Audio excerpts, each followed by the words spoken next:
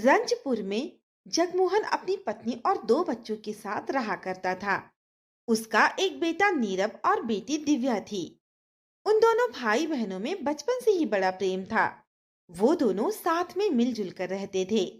दोनों भाई बहन की ग्रेजुएशन पूरी होते ही वो दोनों एक बड़ी कंपनी में नौकरी करने लगे। धीरे धीरे समय बीत रहा था और अब दिव्या के लिए घर वालों ने लड़का देखना शुरू कर दिया था। काफी खोजबीन के बाद दिव्या के लिए आकाश नाम का एक अच्छा शरीफ लड़का मिल जाता है। लड़का तो बड़ा ही समझदार लगता है और देखने में भी अच्छा है। तुम्हारा क्या ख्याल है दिव्या? दिव्या शर्मा कर चली जाती है। सबको उसका जवाब मिल जाता है। सबकी रजामंदी से उनकी शादी हो जाती है। दिव्या के ससुराल में उसकी सास ससुर नहीं थे, जिस कारण आते ही घर की सारी जिम्मेदारी उसने संभाल ली थी। इधर आकाश सारा दिन ऑफिस में काम करता और वहीं दिव्या घर संभालती। और छुट्टी वाले दिन दोनों मिलकर बाहर घूमने जाते। कुछ समय बाद दिव्या ने एक प्यारी सी बेटी को जन्म दिया। उसके आने से उनके परिवार में खुशियां और भी ज्यादा हो गई। लेकिन फिर एक रोज आकाश की अचानक नौकरी चली जाती है। काफी ढूंढने के बाद भी उसे कोई नौकरी नहीं मिलती। मुझे तो बहुत चिंता हो रही है जी। क्या होगा अब? घर का खर्चा चलाने के लिए हमें अपनी सेविंग तोड़नी पड़ रही है। ऐसे ही चलता रहा तो हमारी तो सारी सेविंग ही खत्म हो जाएगी। तुम देख तो रही हो दिव्या, मैं अपनी पूरी कोशिश कर रहा हूँ कि मेरी जल्दी से जल्दी नौकरी लग जाए। मैं अपने भाई मीरब से इस बारे में बात करती हूँ। अब वही हमारी मदद कर सकता है। दिव्या मीरब को फोन करती है और उसे सारी बात बताती है। सच में भाई, हम बहुत परेशान हैं। काफी समय हो गया है इनको नौकरी ढूंढते हुए, लेकिन इन्हें कोई नौकरी नहीं मिल रही। डोंट वरी दीदी, मैं पूरी कोशिश करूंगा कि जीजा जी की नौकरी लग जाए। आप परेशान मत हो। ये कहकर नीरव फोन रख देता है और अगले दिन अपनी बॉस की कंपनी में बात करता है। लेकिन वहां पर भी कोई वैकेंसी खाली नहीं होती। फिर वो अपने दोस्त को फोन करता है, लेकिन कहीं से बात नहीं बनती। और आखिर में नीरव दिव्या को फोन करके बताता है। दीदी, मैंने जीजा जी के लिए कई जगह बात की, पर कोई बात नहीं बनी। वो क्या है ना, अभी इस वक्त कहीं भी नौकरी नहीं है। अच्छा, तो अब इन्हें मजबूरी में कोई ना कोई छोटा मोटा मजदूरी का काम करना ही पड़ेगा। वैसे दीदी, अगर किसी तरह की कोई जरूरत हुई तो आप बिल्कुल भी मत शर्माना, मुझे बेझिझक कहना। अब आकाश को मजबूरी में फैक्ट्री में जाकर मजदूरी का काम करना पड़ता है। लेकिन उसकी सैलरी कुछ ज्यादा नहीं होती, जिससे बड़ी ही मुश्किल से घर का खर्चा चल रहा था। उधर नीरव का प्रमोशन हो जाता है और अब उसकी मां नीरव के लिए लड़की देखने लगती है। फिर एक अमीर घर की लड़की शिवन्या को नीरव पसंद आ जाता है और वो इस शादी के लिए हाँ कर देती है। दहेज में नीरव को एक 60 लाख रुपए की गाड़ी और जरूरत का सारा सामान मिलता है। शादी के कुछ समय बाद एक रोज दिव्या नीरव को फोन करती है और कहती है, भैया, आकाश जी पर बहुत कर्जा हो गया है। वो फैक्ट्री में ओवर टाइम करके भी इतना नहीं कमा रहे। मुश्किल से 13,000 ही बन पाते हैं। अब तो मेरा घर चलाना भी मुश्किल होता जा रहा है। क्या आप मुझे 25,000 रुपए उधार दे सकते हैं? दीदी, मैं कुछ ही देर में तुम्हारे अकाउंट में 50,000 डलवा दूंगा। थैंक यू भाई।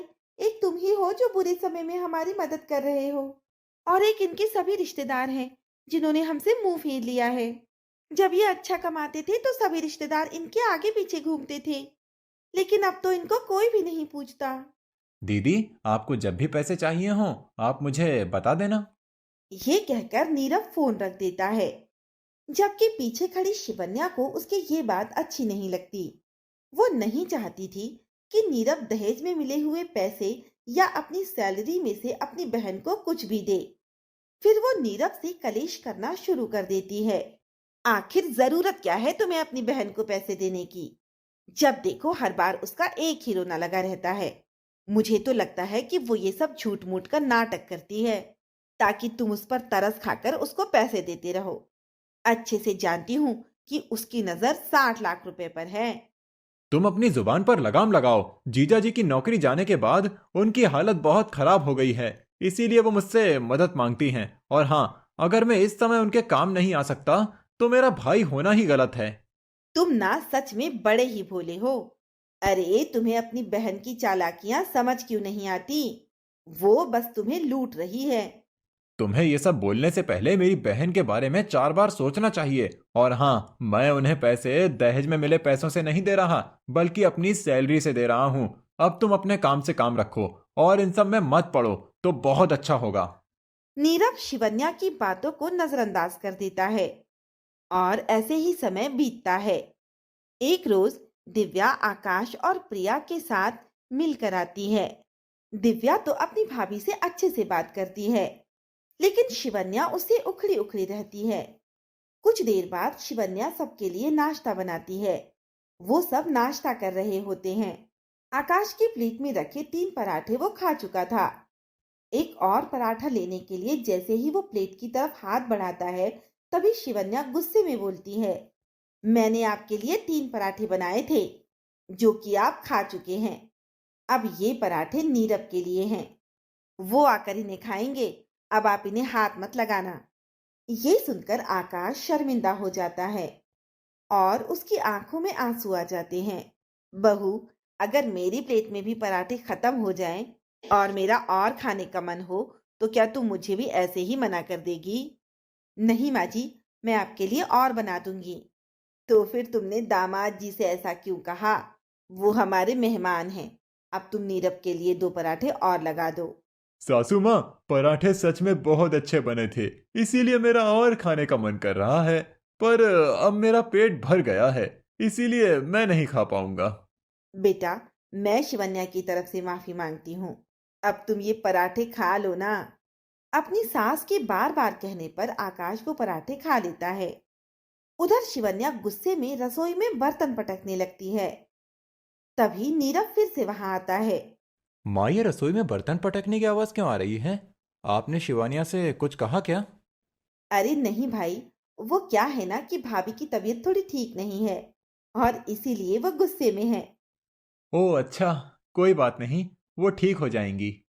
दिव्या कोई भी बात नीरव तक नहीं आने देती थी, लेकिन शिवन्या की ये बात आकाश के दिल पर लग चुकी थी और उसने दिव्या से वापस घर चलने के लिए कहा। मुझे लगता है अब हमें चलना चाहिए। दिव्या, हमारे यहाँ रहने से शिवानिया का काम बढ़ गया है। दिव्या, चलो अब वापस चलते हैं। फिर वो दोनों वापस अपने घर आ जाते हैं, लेकिन अब उन्हें समझ आ गया था कि पैसे की क्या कीमत है। अब उन दोनों ने दिन रात मेहनत करके अपने लिए नौकरी ढूंढी और अब उन्हें बहुत बड़ी कंपनी में अच्छी नौकरी मिल गई थी। अब आकाश के साथ साथ दिव्या भी नौकरी करने लगती है। फिर धीरे धीरे उनके हालात ठीक होने लगते हैं और अब वो लोग भी अपना जीवन खुशी से बिताने लगते हैं।